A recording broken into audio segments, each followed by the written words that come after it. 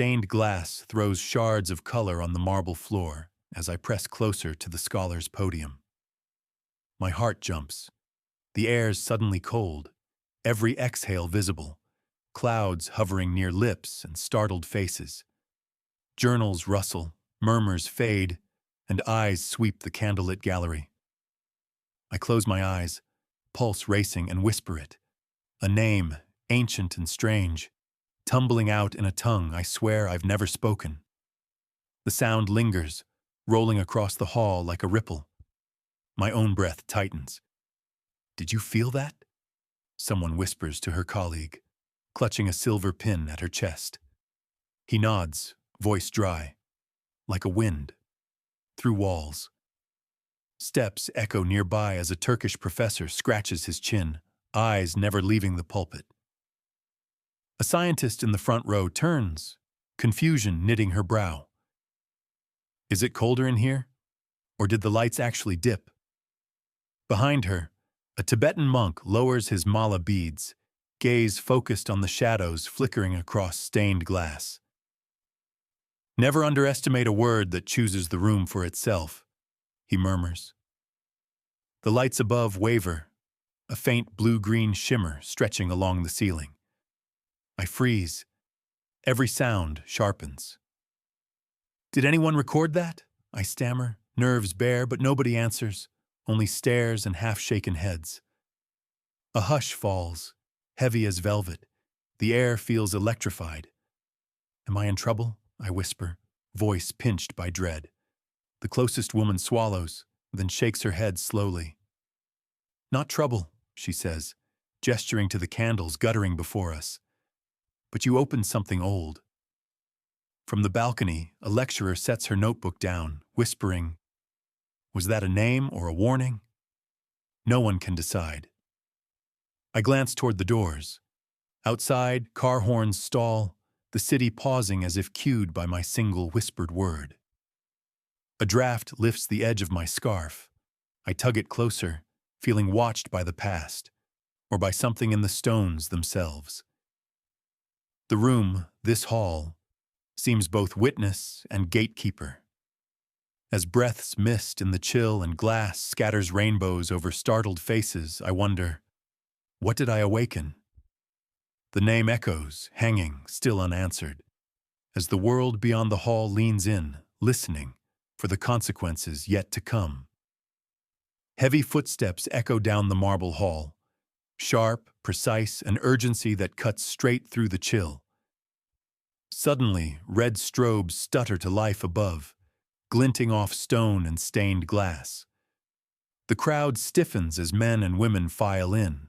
Black suits, earpieces, each one marked not only by a badge but by something older.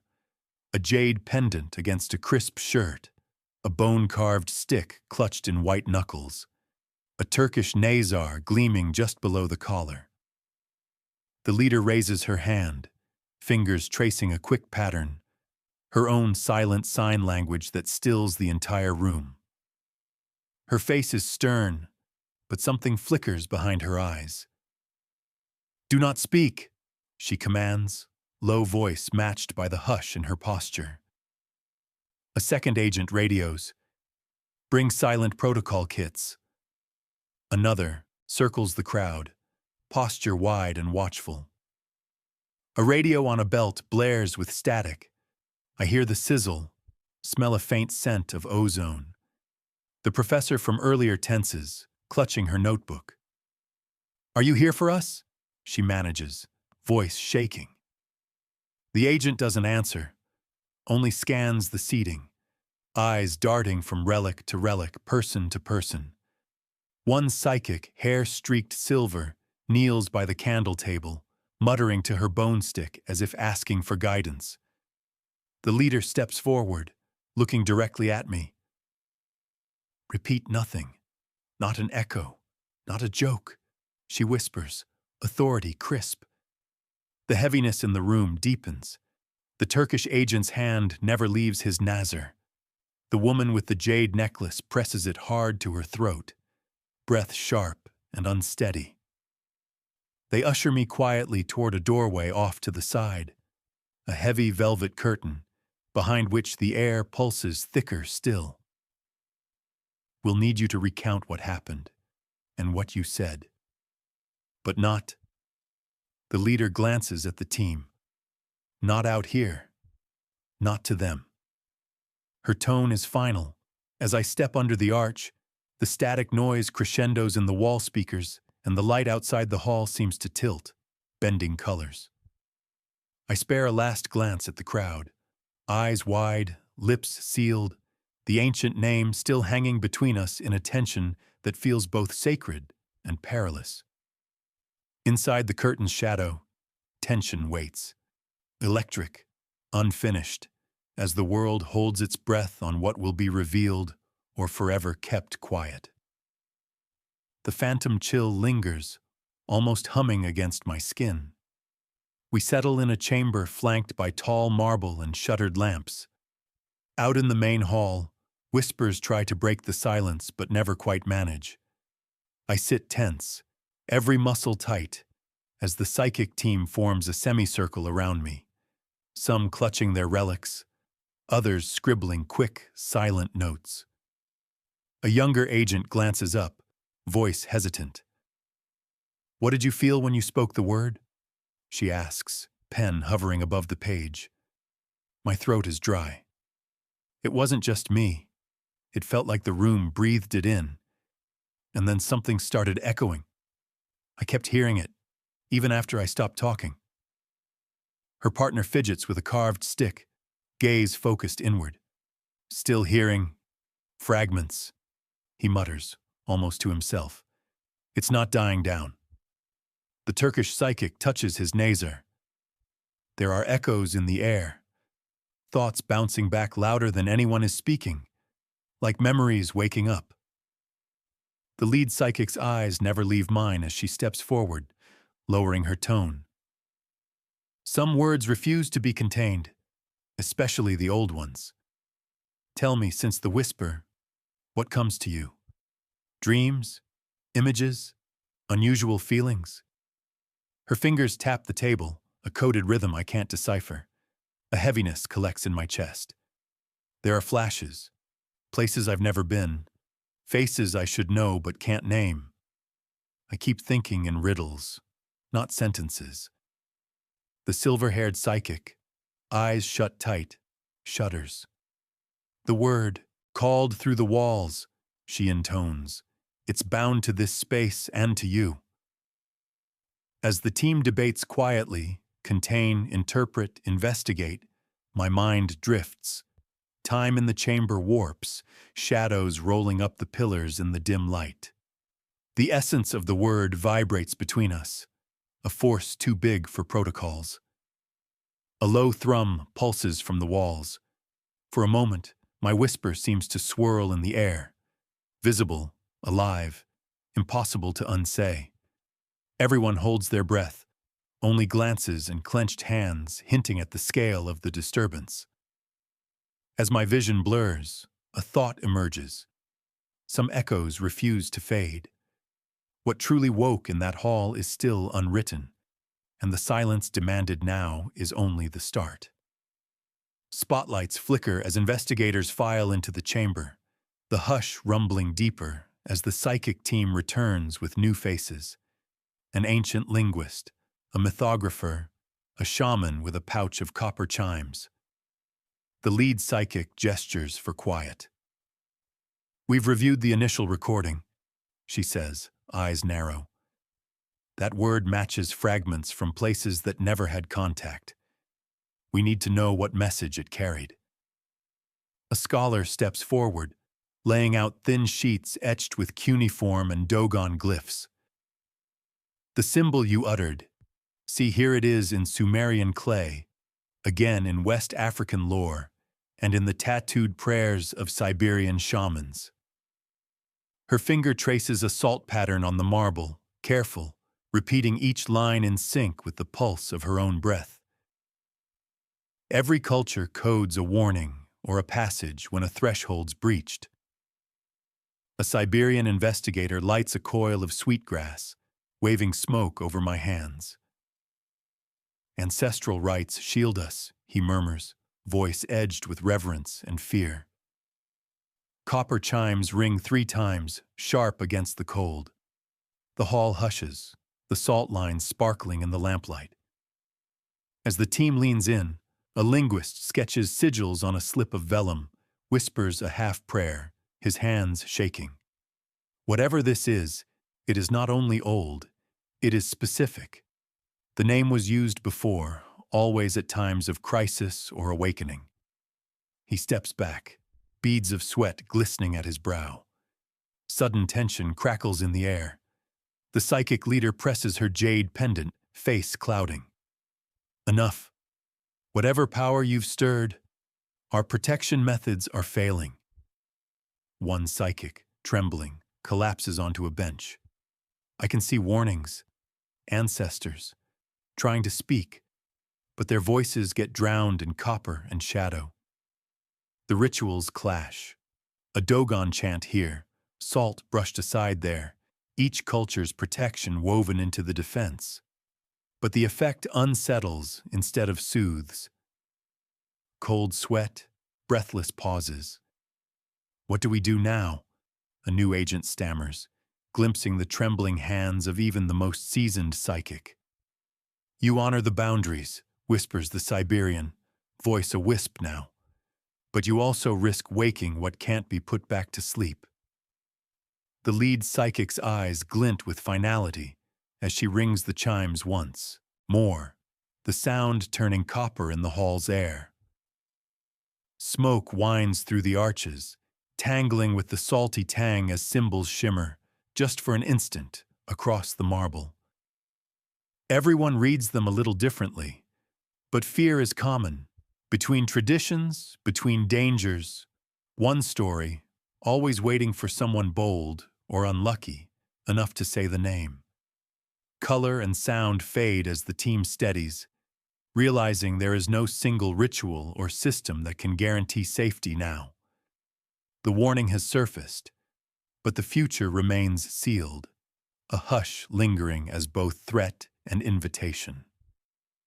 The world narrows to marble and shadows as agents shepherd me through a winding corridor, away from the stained glass and echoing whispers.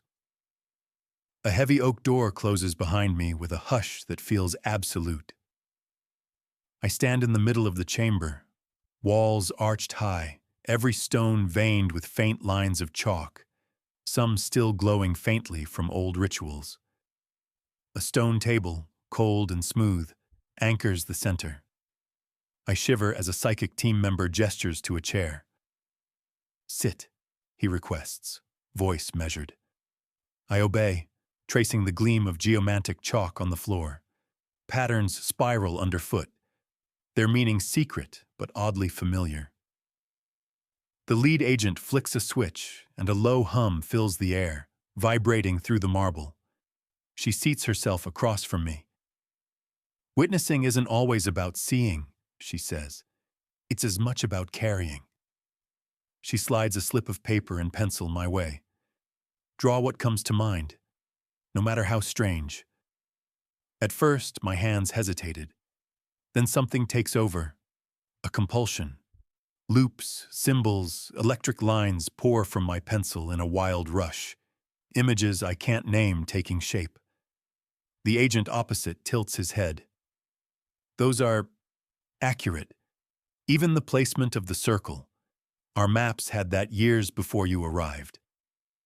His hand tightens around his talisman, knuckles white. Another investigator stands near the wall, voice gentle but probing. Tell us your dreams, she coaxes. Did you see the arch or hear the names? The words arrive in riddles. I dreamt of a lattice, bright and turning. Each stone was a watcher, and a voice kept repeating, not all doors open twice. Time slips. Interrogation fades to ritual. Questions contort into puzzles, sometimes meaningless, sometimes too sharp to ignore. If your word awakened an old lineage, would you claim it or let it sleep? One asks under their breath, eyes searching. In the long silences, I sense the energy net spanning from floor to ceiling, a web linking relics, agents, even the table beneath my palms. The marble vibrates faintly, a promise or a warning I can't quite tell. When I rest, exhausted, my eyes drift to the flicker of chalk lines pulsing just beneath the stone, alive, as if waking memory stored in the architecture. A gust of energy rolls through the chamber, ruffling my hair. I pause, breath caught. Is this all real? I ask, my voice floating in the strange, charged air. The lead agent's answer is only, "We're beyond proof now. Only pattern, only connection." Her eyes linger on my sketches as the chamber settles into a quiet, low hum. I push the pad away. The door remains closed, but the silence is no longer empty. It waits with me, humming, as if hundreds of voices lean forward, listening, drawing new maps from our quiet. Have you ever been silenced after witnessing something unexplainable? Share your moment below. The metal table chills my palms as I lean forward, acutely aware of each agent's stare. The psychic leader, eyes shut, inhales slow and deep. "We'll begin gently," she says. "Think only of yourself in this room, nothing more." Her jade pendant swings just once as she focuses, then taps the table. A wave of energy rolls outward. Pressure builds inside my head, subtle at first, then sharp, a silent presence sifting through memory. I grit my teeth. "Stop!" I manage, jaw tight, but the probe intensifies. A silver-haired psychic tilts his head, sweat beading on his brow, then grimaces. "She's blocking," he gasps. "Not actively, something else, something built in." I clench and unclench my fists. Images crowd my mind. Snapshots. A childhood birthday, an old forest, a woman's face carved into clouds. The psychic's face contorts in empathy as if he's tasting my confusion and fear. A second pulse follows, a roaring river, a chain of voices that isn't just mine. I can see others, ancestors, guardians, the psychic whispers, trembling as visions flicker gold and slate blue, pulsing with every heartbeat. One young agent sags in her chair, blinking back tears. It's like being taught history without words, just feelings. The lead psychic winces. "Focus!" she commands, jaw clenched. Still our minds interlock, and a tidal wave of memory bursts forth. Marble melts into the cityscape. Hands, hundreds, thousands, stretch across generations to lift me from the river. I gasp, heart pounding. I used to dream of this, being in two lives at once. A flash overtakes me. An ancestor gripping a sigil. A protector shielding a city from darkness. The agent's roles flicker. Captor, called, vessel, protector. Barriers tumbling until we're all swept inside the same current. Static races down my arms. Someone knocks over a metal cup. She's not a threat. She's carrying a link we don't understand. The silver-haired psychic mutters, voice raw. But we can't keep pushing. If we force more, we break. Not just the subject, but the pattern itself. Silence drops, heavy but no longer hostile. The leader finally pulls her hand back, shudders, and opens her eyes, scanning each face for confirmation of what passed between us. The marble seems to pulse with residual color, the room charged but stilled. My breath steadies, but the world feels different. Boundaries blurred, connections thrumming possible. I meet the psychic's gaze, sharing a hush that, for a moment, feels more honest than any spoken confession. The agents reposition, trading glances over the scribbled sketches and shimmering chalk marks in front of me. The cryptologist, a terse man with ink-stained fingers, slides his laptop closer, screen aglow with patterns and shifting code. We've run the word through every known cipher, he says, tired but intrigued. It's not just a linguistic match. It's embedded in petroglyphs from Siberia, encoded in Dogon star maps, etched inside an Egyptian tomb. His tapping slows. Some believed these were random, but your whisper ties them together. Across from him, the Tlingit spirit medium closes her eyes, beads rustling as she mutters a prayer in her native tongue. Words aren't just marks. They vibrate through bloodlines. Yours resonates. Old stories say some names are living keys. Each time you spoke, the room woke up memories sleeping in the stones and in us. I grip the edge of the table. If it's a key, what's it unlocking? Or who? She traces a spiral across the sand piled on a copper tray, voice low. It's summoning. It opens memory vaults carried by kin, by those called kin, even unknowingly. Around the table, a Navajo sand painter sprinkles fine dust, shaping a figure whose outline pulses, then disperses into the air as I watch. The cryptologist's fingers twitch. Our tests show the name acts like an energy password. Every symbol, this spiral, those patterns on the vellum, triggers neural responses in everyone here. For some, it's just chills. For others, he nods to the psychic, muttering into her talisman. It's waking up entire chapters of ancestral history. The sand painting under the lamplight shimmers, the animal within twisting its shape before dissolving. Beads and bones scatter on the table.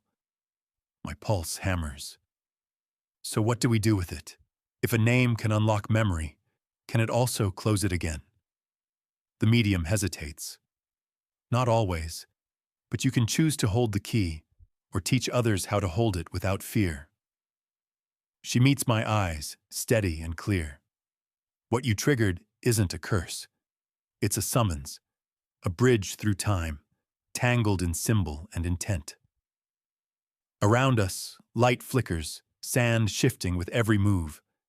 For a moment, I see faint lines of energy thread between hands, relics, and the ancient painting, a network built from secrets newly revealed.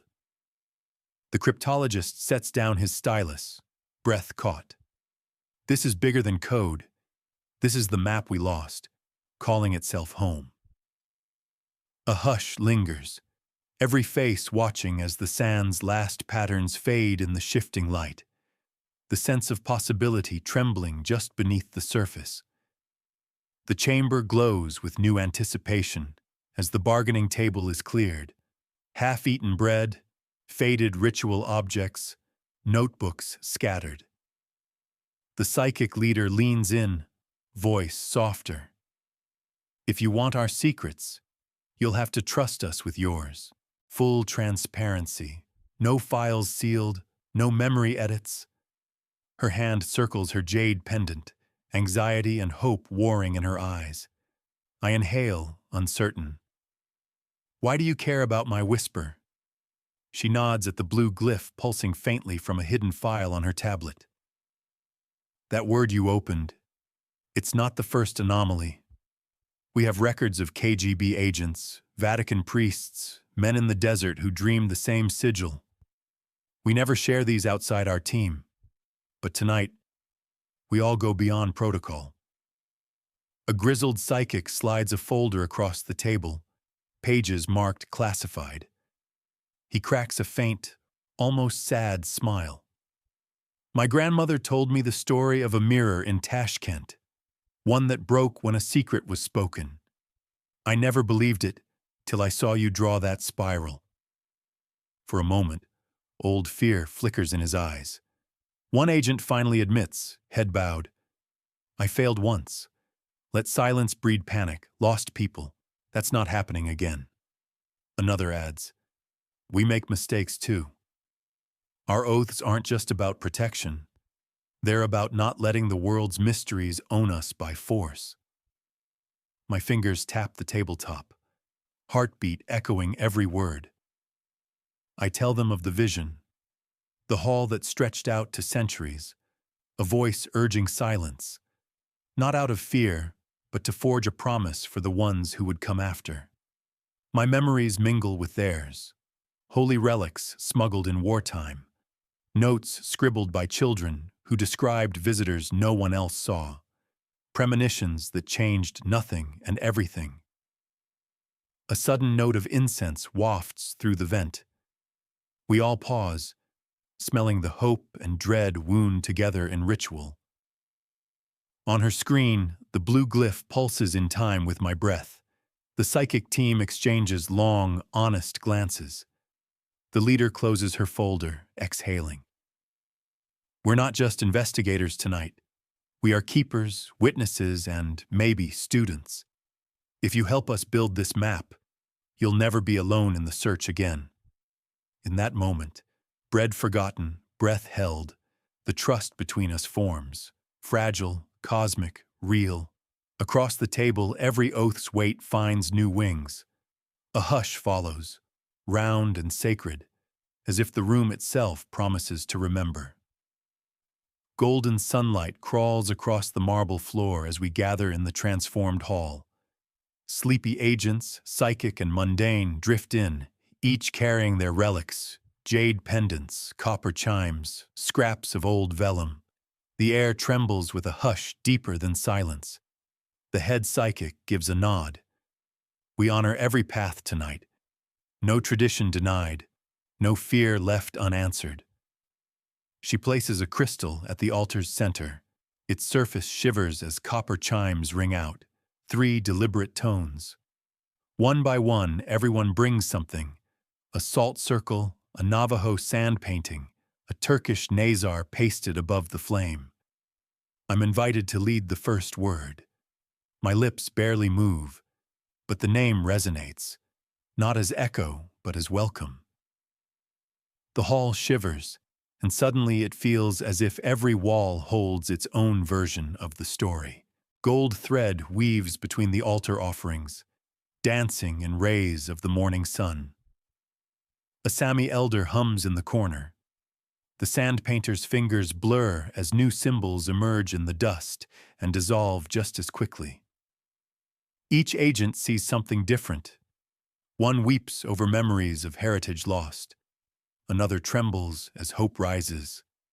Another stands still as a family trauma flashes past and fades. City bells sound outside. I notice the chimes on the altar flickering in rhythm with voices, not just ours, but the chorus of unseen ancestors in the dawn. The ritual is more than the sum of its parts. Salt, song, runes, and sacred flame, all fusing as bridge instead of barricade. A last round is spoken, everyone's voice, unique and honest. Some words stumble, some soar. The psychic leader lets out a slow, relieved breath. Perhaps, she reflects, it isn't the ritual that holds the power, but the willingness to meet at the edge. The golden thread pulses, altar bright, and stained glass bursts color on every face. We aren't healed or remade. We simply are, awake, fragile, part of whatever comes next. Pause for effect as the chimes fade. Which ritual, symbol, or tradition in this story resonates most with you? Let us know below. News flashes across the hall's monitors the moment the ritual ends. World maps flicker, dotted with unfamiliar signals. One agent stands near the window, phone pressed to her ear, breath hitching as she listens. Ireland reports a vision surge. Dublin just had a citywide blackout during their dawn meditation. She murmurs, hand trembling. The psychic with the Nazar holds up his tablet. Encrypted messages ping from allied agencies, full of urgent symbols and garbled phrases. They're not sure if it was us or something bigger, he says, his voice layered with both worry and awe. A Tibetan monk texts in from Lhasa, sending only a video. His group sits, eyes closed, hands in mudras, the whole temple bathed in pale blue light. This isn't chaos, he relays in a calm, direct message. It is like the storm passing, leaving a kind of peace. Prophecies feel closer. The lead psychic paces the marble, lost in thought. The pattern didn't stay in this building. It's jumped lines, sacred sites, power grids, people who shouldn't even know it happened. She runs her finger along a relic at her belt. Outside, a festival's flute music drifts through cracked windows, a note of joy mingled with uncertainty. News tickers scroll in half a dozen tongues, some warning, some hopeful. Mayan elders in Guatemala tell local radio of dreams aligning with new omens. An Australian Aboriginal elder emails the team. A spiral shape appeared in rocks near Uluru overnight. Old stories whispering for the first time in years. As I stand at the altar, I sense the world's attention turned here but quickly dispersing, fractal-like to every culture, every hidden protector. My chest tightens with responsibility, reminder that what happened isn't for any single nation or group to claim. From every corner of the globe, reactions are mixed. Some call it unrest, others speak of an unexpected, settled calm. Everyone, everywhere, is now awake to the possibility that a single whispered name could open the cracks between worlds. The psychic team peers from the balcony as sunlight pools brighter across the marble, each of us searching for the next signal, the next ripple, knowing that the hall's echo is only the beginning. Bronze bells toll somewhere above the marble as I wait at the edge of the ritual hall, breath fogging in the new morning air. The psychic leader stands beside me, clipboard trembling just a little as she tries to steady her voice. After everything, you know what's at stake, she says quietly, eyes fixed on the still glowing spiral drawn in dust. It's not an accusation, just a question hanging between fear and hope. I nod, heart caught. So, I could let you erase it all? Slip back into sleepless anonymity? For a moment, the possibility tempts me. To vanish, to rest, to bear no burden at all. The cryptologist steps forward, sand dusting his vest. Or, you stand where the crack opened, visible, silent, but never forgotten. You guide the ones who'll try to follow, even if it means risk, uncertainty, even danger. He does not force my hand. The choice must be mine. My mind races, faces from the chamber, friends from before, the web of silences I've carried since childhood. I saw that chain. I breathe, eyes closing, the one that stretches through time, through every word and warning. It was never just about me, but it's never only about the cause either, is it? The Tlingit medium touches her beads. We all carry something unspoken, the chain unbroken, only when each link claims its shape, its memory. Outside, a heavy bell rings again. Dawn is full cold, and the marble bites through my shoes. The team doesn't press. They wait, breaths mingling in the still chilled air. I look around one last time, the hall swirling with colors. Golden, slate blue, a pulse of copper at the edges. If I go silent, somebody else will speak. But if I step forward, maybe the next one won't have to stand alone. My decision lands with a hush, like a snowfall or a spark in dry grass. Neither triumph nor surrender, but a claiming of place and responsibility. As my answer settles, the psychic leader nods, not with relief, but respect. The marble echoes. Sometimes awakening is a burden. Sometimes it's just the next breath. Would you risk exposure to guide others through awakening, or keep silent to stay safe? Share your choice below. Post-dawn light slants through stained glass, casting a river of color across empty marble. I return to the hall, each step echoing with events no file or whisper could ever really hold. My hand traces the spiral pulsing faint in dust, a memory and an omen. A child's laughter floats through the open door, the smallest ones already playing on the steps, chalk spirals swirling beneath their shoes. The lead psychic stands at the edge, coat draped over her arm, expression softer, changed from the night before. "You know, we'll be watching," she says. No threat in her words, only the gravity of shared secrets. For every new whisper, for every story that asks to be let in. I nod. I won't speak the name again, not unless the world needs it. But I'll keep what the hall showed me, how one voice can invite a chorus or carry a legacy forward. We cross the corridor in silence. She glances back at the gold light pooling on the altar, at the relics now tucked away in velvet pouches. You did what we couldn't, stayed honest, even as everything changed. She hands me a slip of paper, a number, and a single spiral drawn in blue ink. Whenever you need, or whenever the echo finds you again, call. Children gather on the steps. One sings a half-remembered line from the dawn ritual. Another draws circles in the air, as if the sky itself welcomed the secret. I breathe out, slow and grateful. Not all awakenings make news. Some just ripple outward, through families, through cities, through the cracks in the world left by those brave enough to whisper. I step out into the crisp morning, the marble behind me holding its own hush. Whatever happens now, the chain is unbroken. The story, once whispered, travels further than any order, silence, or command could stop. If this journey inspired you, subscribe for more mysteries and tell us, what secret would you risk everything to share, and why?